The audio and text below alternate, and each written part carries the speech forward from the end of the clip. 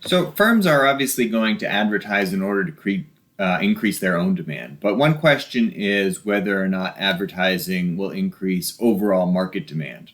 And so Marshall, way back in the late 19th century, sort of said, all right, well, there's two possibilities here. One is that advertising is constructive. And so by constructive advertising, he meant that if Coke advertises, that not only increases Coke's sales, but it also increases Pepsi's sales. And so this form of advertising benefits all firms in the market, and from the industry's perspective, creates a positive externality. The other option is that there's combative advertising. And in this case, which is more likely for a mature market than a new market, it really involves stealing customers from the other firm. And so if Coke advertises and increases its sales, it's taking those customers from Pepsi. And if Pepsi advertises and increases its sales, it is taking customers from Coke. And so this creates a negative externality from the view of the industry. And so this is going to be important in terms of how we think about advertising, right? And this is just a sort of summary of those possibilities. So with constructive advertising, if firm I advertises, firm J's sales will increase and vice versa. And so that might be true for, a new market. So when smartphones were just taking off, iPhone advertisements might have increased the sales for Samsung and vice versa. With perfectly constructive advertising, if they advertise the same amount, it's actually not going to affect market shares, but it will increase overall demand. With combative advertising, on the other hand, if I advertise, that's going to decrease your sales, and if you advertise, that's going to decrease my sales.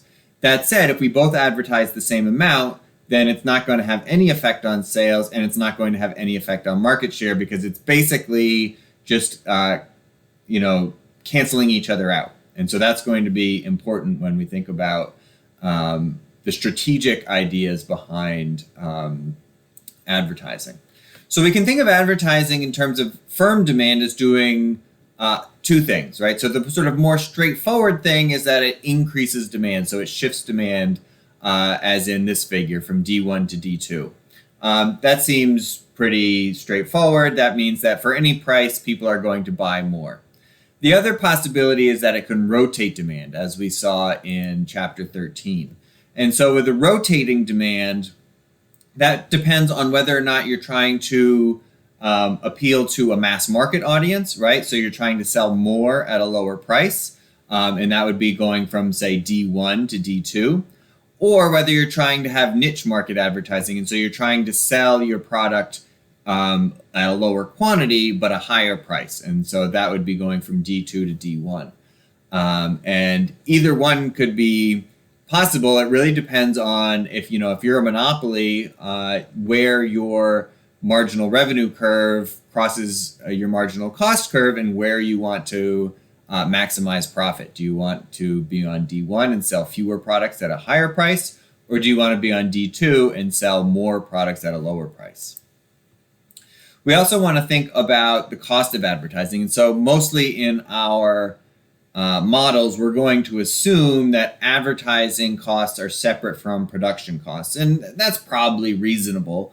And so then, the total costs of, how much you produce, Q, will just be some function of Q. And then your advertising costs will just be how much you advertise times the price of advertising. So in this case, A, capital A, is the amount of advertising you do, and P sub A is the price of advertising, which we're all often going just to assume is 1, just to make things easier.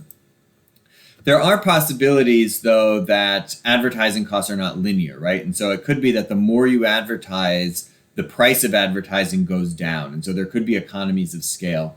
For one reason, firms might be able to bargain for a lower price of advertising, right, if they're bigger. And 2, they might be able to use medium that reaches a larger audience, like national television versus local television. And so, with national television commercial, in terms of how many people you reach, could be cheaper than, say, advertising in, the Boston area or the Providence area. And three, there might be increasing returns associated with advertising, right? And so if the relationship is described by an advertising response function such that sales increase at an increasing rate for low levels of advertising, but then decrease. So then there's some time where you're sort of getting more bang for your buck with your advertising dollar until that eventually levels out.